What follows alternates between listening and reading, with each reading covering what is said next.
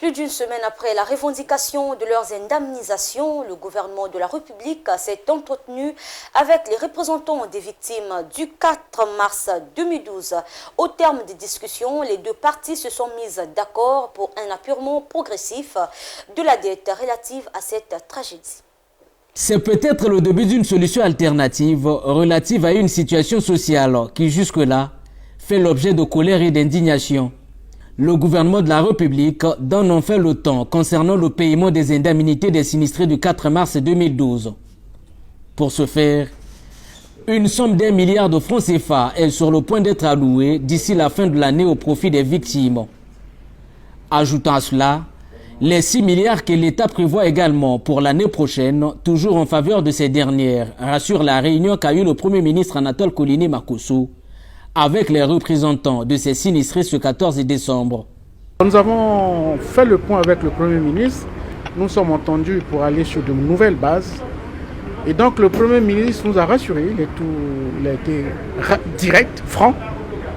La première des choses qu'il a pu donner comme instruction, c'est que d'ici la fin de l'année, il y a 1 milliard qui ont été dégagés.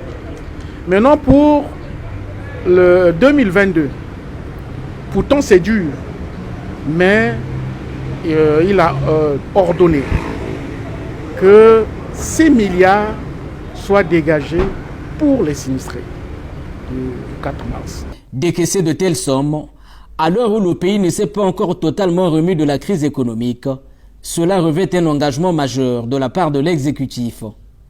Exécutif lequel devrait aller un peu plus loin puisque les 253 milliards qu'exigent les bâtisses du 4 mars pourraient être difficiles à trouver au niveau national.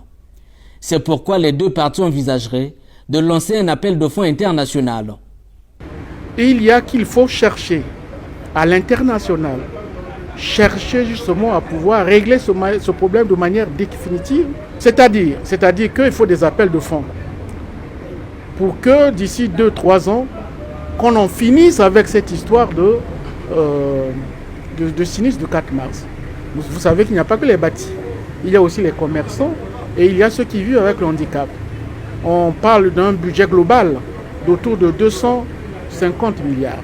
Cette démarche de décrispation entamée par le chef du gouvernement, Anatole Koliné Makosso, est en quelque sorte une réponse à la marche pacifique organisée il y a quelques semaines par les sinistrés des explosions meurtrières d'un Pila. Un drame jamais connu par le pays depuis son accession à l'indépendance. Après ça, on va voir les militaires et pas t'ouvrir.